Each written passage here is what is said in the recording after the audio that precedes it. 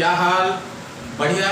चलिए हम आते हैं आज एक्सरसाइज 5.3 का क्वेश्चन नंबर 3 का 6 पार्ट। बच्चों हमने प्रीवियस लेक्चर में इस एक्सरसाइज के 5.3 का हमने क्वेश्चन 3 का 5th पार्ट तक किया था, जिसे आप देख सकते हैं। अगर आपने नहीं देखा हो तो you can search Ajay Jha maths Guru arithmetic progression chapter 5। ठीक है, तो चलिए हम आगे बढ़ते हैं। एक्सरसाइज 5.3 का 3 का 6 पार्ट। बच्चों इस क्वेश्चन में क्या कहा जा रहा है कि फर्स्ट टर्म दिया हुआ है, common difference is given, sum of n term is 90 and we have to find the n and the nth term. Already you know what is the nth term. Nth term, that is an is equal to a plus n minus 1d. A is the first term, d is common difference and n is the number of terms. So by using the given conditions you can find out n, that is a number of terms, and the nth term very easily. Just you have to observe carefully this situation and you can find out. Okay, let's see. A is how much? D. A is 2 and D is 8. Sum of n term is given, that is Sn is equal to 90. And the sum of n terms, I would like to recalculate you once again. N upon 2, 2a plus n minus 1d. Okay? And sum of n term is 90. First term is 2 and common difference is 8. So by substituting a and d, okay, in the sum of n terms, you will get the value of n, okay, and then you can find out the nth term very easily by using a relation, that is an is equal to a plus n minus 1d. Is it okay? Let's see. Sum of n term is n upon 2, 2a plus n minus 1d is equal to 90. n upon 2, 2. First term is how much? It is 2. n minus 1. Common difference is 8. Is equal to 90. Now solve this condition, you will get the value of n. Okay? And as you know, in this question, you have to find n and n. When you will get the value of n by substituting n in nth term, you will get the nth term only. Okay? So n upon 2, 4, 8n minus 8 is equal to 90. So n upon 2, 4 minus 8, that is minus 4. 8n minus 4 is equal to 90. Okay? Now take the common to simplify it very easily. It will become very simple condition on taking the common, that is 2 into 4n minus 2 is equal to 90. 2 and 2 will get cancelled out. It will form a quadratic equation, and you know how to solve the quadratic equation in the previous section, that is 4n square minus 2n minus 90 is equal to 0. Again you can take common.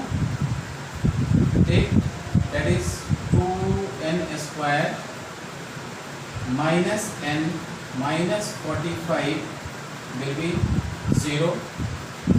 2 will come here at the denominator place, so it will become a pure quadratic equation. 2n square minus n minus 45 is equal to 0. Now we can solve this quadratic equation, that is 2n square minus n minus 45.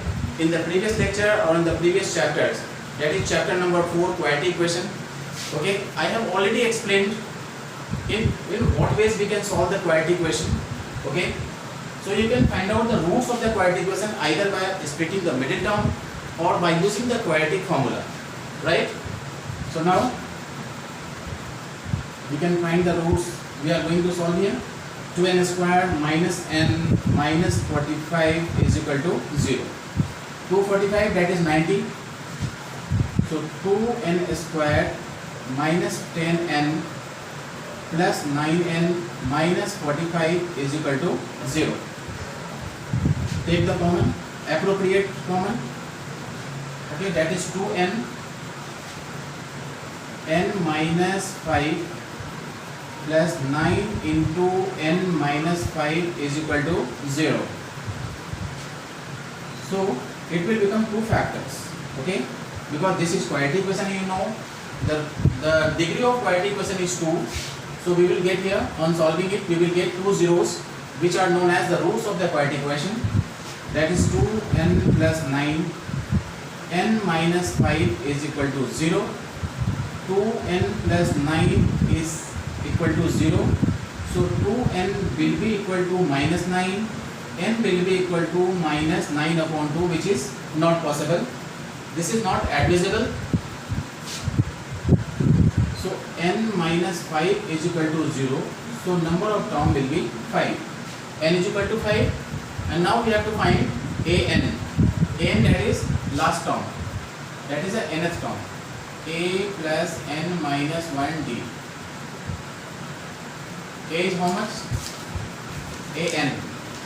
N is 5, so the fifth term will be equal to a plus 4d. A is 2 plus 4 into 8, that is 34. Okay, I hope you must have understood this relation. Yes children, so just I am going to solve the exercise 5.3 question 3rd and the 7th part of question 3rd. Just I have discussed previously, okay, the how to find the sum of n terms or the nth terms when a and d are given. In this question, see carefully and observe carefully, that is a, that is the first term is given here, nth term is 62 and the sum of n term is 210. We have to find the values of n and d. Okay, you can try to solve yourself because this question is very simple and the concepts are absolutely same. There is no different concepts in this question or in any question of the exercise. Okay, so now I am going to solve it. See carefully, it's so simple. Nth term, that is an is equal to 62. You know the nth term of an array is a plus n minus 1d, right? A plus n minus 1d is equal to 62, right? A is given here, so you can substitute the value of a in this given condition. You will get a plus n minus 1d is equal to 62. You will get the value of, okay, from this condition you will get the value of n minus 1 into d, that is 62 minus 8, that is n minus 1d is equal to 54. Okay, now use this given condition, sum of n term 210, and you know the formula of sum to n terms, that is n upon 2 bracket 2a plus n minus 1d. Okay children, so this condition will become n upon 2 2a plus n minus 1d is equal to 210. From the previous condition we got the value of n minus 1 into d is 54, so you can substitute this value instead of this. So it will become n upon 2 2a plus 54 is equal to 210, n upon 2, and the value of a, that is the first term is given here, so substitute the value of a. In this condition you will get 2 8 are 16 plus 54 will be equal to 210. Now it has become very simple condition. You can solve yourself and you will get the value of n. Okay, and by substituting the value of n in this given condition in the equation first, you will get the common difference, that is you will get the value of common difference very easily. So n upon 2 into, it will become 70 is equal to 210 to 35. Okay, so n will be equal to 210 upon 35. 7 5s are 35, 7 3s are 21, that is 30 upon 5, 5 6 are 30. The value of n is 6. Now we have to substitute the value of n in equation first. You will get value of d. So a is 8, n minus 1 that is 6 minus 1 that is 5. D will be equal to 62. So 5d will be equal to 62 minus 8. So 5d is equal to 54 and the value of d will be 54 upon 5. You can check the answer. I hope it is absolutely correct. अब तो बच्चों हम आते हैं exercise 5.3 का question 3 का 8. इस question में आप ध्यान से देखें. See carefully. The nth term is 4, common difference is 2 and the sum to n terms, that is sum of n terms is minus 40 and we have to find the values of n and a. ठीक है. सबसे पहले आप इस question को खुद से video को पॉज करके करने की कोशिश कीजिए. ठीक है. इस क्वेश्चन में बच्चों करना क्या है हमें देखिए. सबसे पहले मैं इसका यूज कर रहा हूँ. nth term is 4. a plus n minus 1d is equal to 4. Okay, d is given here. तो ये आ जाएगा आपका n minus 1 into 2 is equal to 4. Right? So n minus 1 into 2 is equal to 4 minus a. Okay? ये एक value हमें find out. ठीक है, ये वैल्यू हमने मालूम कर लिया. अब इसी वैल्यू का कहीं ना कहीं इस रिलेशन में हमें इस्तेमाल करना होगा. तो sum of n terms is how much? It is minus 14. ये आ जाता है n upon 2 2a plus n minus 1d is equal to minus 14. Okay, d is given. So at this instant you can write 2a plus n minus 1 into 2 is equal to minus 14. अब देखें n minus 1 into 2 की value को हम लिख सकते हैं 4 minus a. Yes, can you substitute the value of n minus 1 into 2 is equal to 4 minus a here? Yes. Then see this 2a plus 4 minus a is equal to minus 40. अब देखिए n minus 2 हो सकता है थोड़ा closure हो आपके लिए. 2a minus a क्या होगा? a plus 4 is equal to minus 14. अब देखिए इस कंडीशन को जरा ध्यान से कि ये जो गिवन कंडीशन है, ये जो कंडीशन बन के आया इसमें क्या है कि यहाँ पर n और a दो वेरिएबल्स हैं.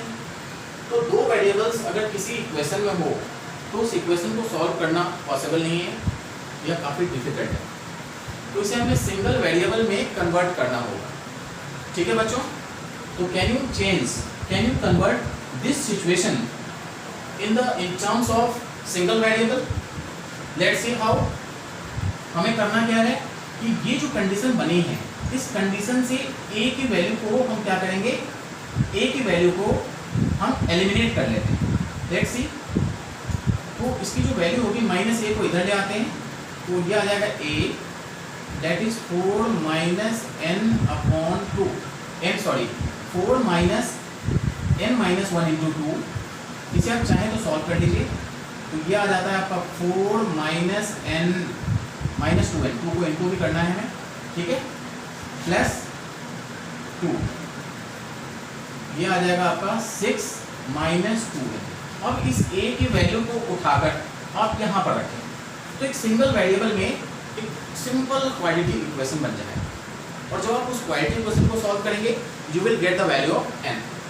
ठीक है, तो ये सॉल्व करते हैं. तो a की वैल्यू क्या है? 6 माइनस 2n. तो इसमें सब्स्टिट्यूट कर देते हैं. तो n upon 2 6 minus 2n plus 4 6 minus 2n. Okay, instead of a. तो ये आ जाएगा माइनस 40. अब इसे सॉल्व करते हैं तो ये आ जाएगा n अपॉन 2 6 प्लस 4 कितना कितना हो जाता है बच्चों, 10 minus 2n is equal to minus 14। अब चाहे तो इसमें से 2 कॉमन निकाल लीजिए, तो ये आ जाएगा n upon 2 into 2 5 minus n is equal to minus 14। Okay, साफ साफ दिख रहा होगा। 2 से 2 कैंसिल आउट, अब n को हम क्या करेंगे, अंदर मल्टीप्लाई, तो ये आ जाएगा 5n minus n square will be equal to minus 14। अब सारे टर्म्स को उधर ले जाते हैं, तो हमारा एक क्वाड्रेटिक इक्वेशन बन जाता है n square minus 5n minus 14 is equal to 0। Okay, चलिए इस कंडीशन को मैं यहाँ से फॉरवर्ड कर रहा हूँ। हमारा जो क्वाड्रेटिक इक्वेशन है वो क्या है, n square minus 5n minus 14 is equal to 0। अब इस क्वाड्रेटिक इक्वेशन को सॉल्व कर लेते हैं मिडिल टर्म स्प्लिट करके, तो ये आ जाएगा n square minus 7n plus 2n minus 14 is equal to 0।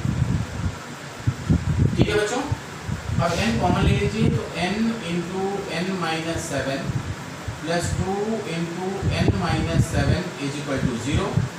तो हमारे पास दो फैक्टर्स आ जाते हैं, n प्लस 2 और n minus 7 is equal to 0। तो n की value number of terms can't be negative, so ये एडमिसिबल नहीं है। So n minus 7 is equal to 0, so n is equal to 7। n की वैल्यू आ गई। अब n की वैल्यू अगर मालूम है तो हम a की वैल्यू भी फाइंड आउट कर सकते हैं। इसे आप चाहें तो इक्वेशन फर्स्ट मान लीजिए, substituting n in equation first you will get the value of a। So 6 minus 2 into 7, ये आ जाएगा आपका 6 माइनस 14 माइनस 8। ठीक है बच्चों, डन।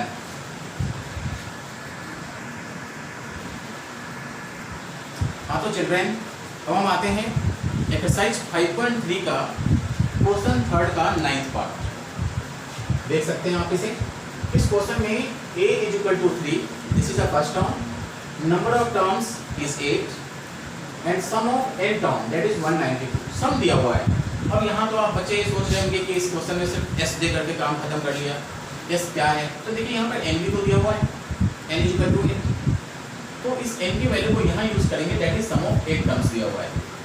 तो by using these relations you can find the value of d very easily। Let's see how to do। अब देखिए यहाँ पर s n का क्या रिलेशन है, अब तक आपको लर्न हो गया होगा, n upon 2 2a plus n minus 1d। अब देखिए n मालूम है हमें 8, तो यहाँ पे लिखेंगे s8 8 upon 2 2 into 3 plus 8 minus 1 that is 7, common difference we have to find. ठीक है बच्चों, sum of 8 terms is given here 192। चाहो तो यहाँ से 2 4 जाएगा कैंसिल कर सकते हैं, 4 को नीचे ले जाइए तो ये आ जाएगा 192 upon 4 is equal to 6 plus 7d। 4 से कैंसिल आउट हो रहा है तो कैंसिल आउट कर दीजिए, 4 4 जा 16, 4 8 जा 32, तो ये आ जाता है आपका 7d plus 6 is equal to 14। Very simple. अब यहाँ से d की वैल्यू आसानी से आप निकाल पाएंगे, कितना होगा, d इज इक्वल टू 6। कैसे, 48 minus 6 is 42 and 7 will come at the divisor place. You will get the value of d, that is 7 6 of 42. You will get the value of d is 6. You can check. Yes children, in this exercise, that is in exercise 5.3, and this is the last part of the question 3. You can try to solve yourself. See here, the last term, that is the nth term, is given. Sum to n term is 144. n is again given here, that is n is equal to 9. We have to find the value of a. You can do just like previous question. Okay, in previous question you had to find the value of n. Okay, you had to find the value of d. Okay, in the same way you can solve.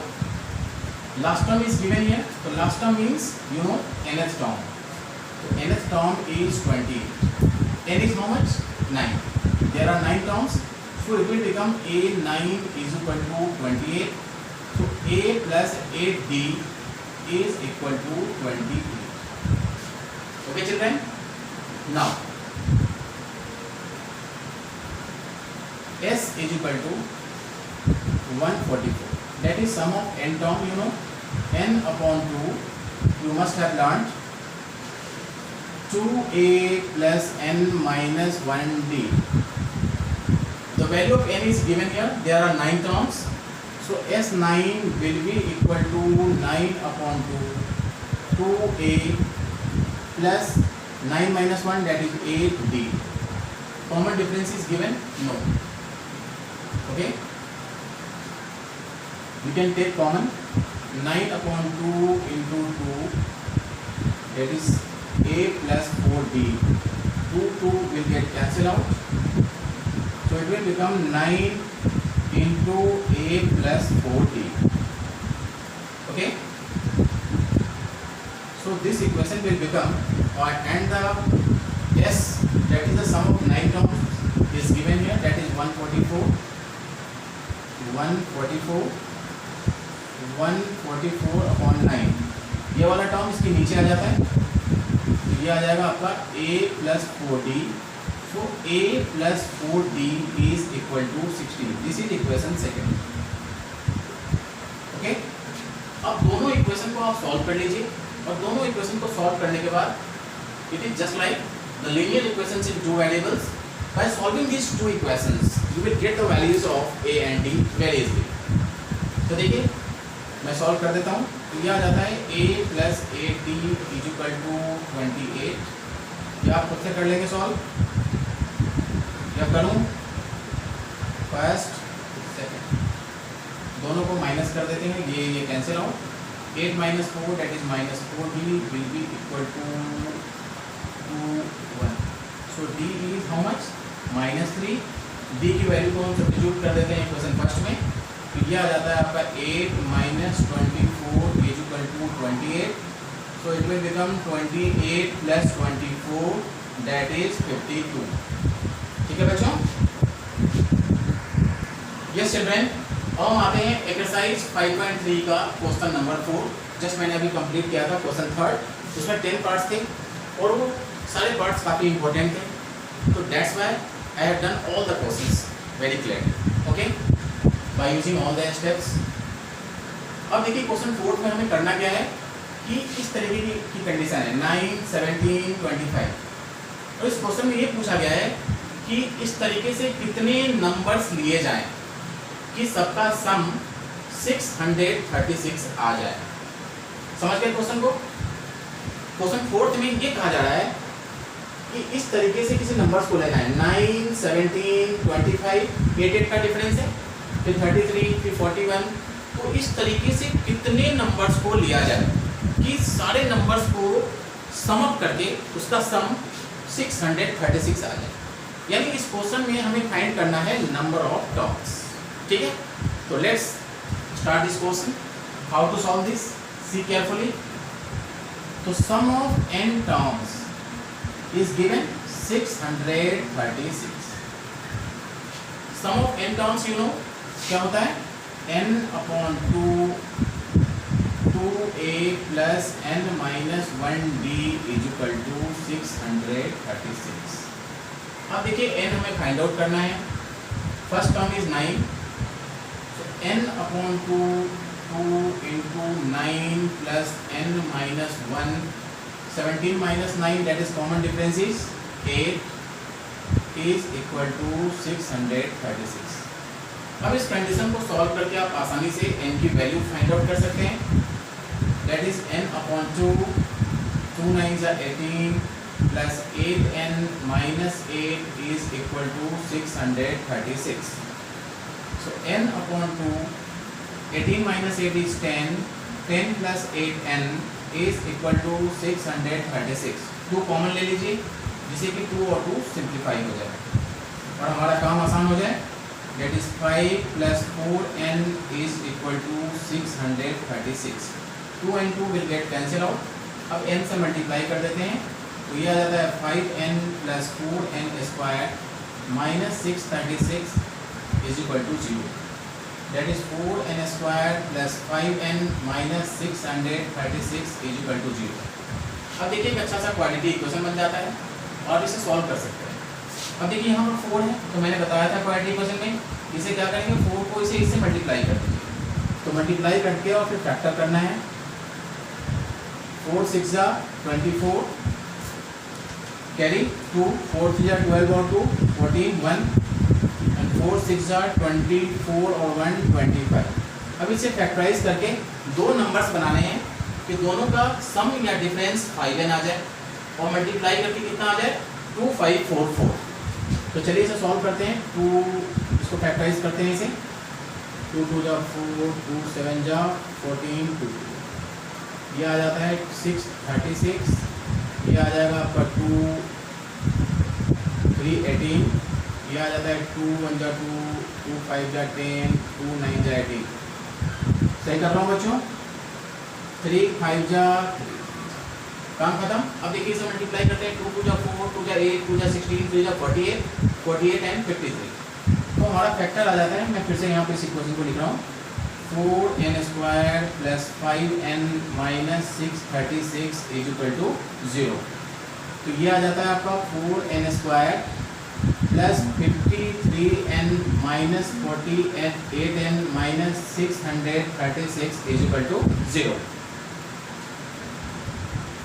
n we can take common here. तो ये आ जाता है आपका 4n plus 53 और यहाँ पे 12 common ले लेते हैं। तो ये आ जाता है 4n plus 53 is equal to 0। दो फैक्टर्स हैं हमारे पास n minus 12 4n plus 53 is equal to 0। अब देखिए ये वैल्यू एडमिसिबल नहीं होगी क्योंकि जब हम इसे सॉल्व करेंगे 0 के बराबर रखते हैं तो इसकी वैल्यू आ जाती है n is equal to minus 53/4 which is not possible. So n minus 12 is equal to 0। So n is equal to 12। ठीक है बच्चों। यस चिल्ड्रेन, और हम आते हैं एक्सरसाइज 5.3 का क्वेश्चन नंबर 3। देखिए बहुत ही आसान क्वेश्चन है। आपको याद हो अगर तो मैंने सम ऑफ n टर्म का एक और रिलेशन बताया था, याद है या फिर से मैं आपको याद दिलवाऊँ? चलिए मैं आपको फिर से रिकैलकुलेट करवा देता हूँ, याद रखिए। S N is equal to n upon 2a plus n minus 1d। मैंने बताया था कि जो nth टर्म होता है वो लास्ट टर्म होता है। ठीक है, तो अब हम इसी रिलेशन का इसमें यूज कर देते हैं। तो ये आ जाता है n अपॉन 2a को मैं लिख सकता हूँ a plus n minus 1d। अब देखिए a plus n minus 1d किसके बराबर है? l के। तो लिखेंगे n upon 2a plus n। इस रिलेशन का इस क्वेश्चन में यूज कर देते हैं तो आसानी से n की वैल्यू आ जाएगी और फिर n से d आप फाइंड आउट कर सकते हैं। ठीक है बच्चों, तो चलिए एस n का एक रिलेशन बताया था मैंने आपको n upon 2a plus n। अब देखिए सम दिया हुआ है, sum to n term 400, n upon 2, a is how much 5 और l इज 45। तो कितना आ जाएगा बच्चों? 400 इंटू 2 तो इधर आ जाएगा अपॉन इज इक्वल टू कितना आ जाएगा? ये 45 5 that is 50n। So n will be equal to 16। कोई दिक्कत? क्योंकि 50 नीचे आ जाता है तो 58 जा 400 8 2 जा 16। अब क्या करें? हमें n भी मालूम है। अब लास्ट टर्म हमें निकालना क्या है? d। तो चलिए nth term a plus n minus 1d। nth term को क्या कहते हैं? Last term. a is 5, n हमें मालूम है 16, तो 16 माइनस 1 कितना हो जाएगा बच्चों? 15d। Last term is given here 45, तो 45 5 को इधर खींच लीजिए तो 45 minus 5 is equal to 15d।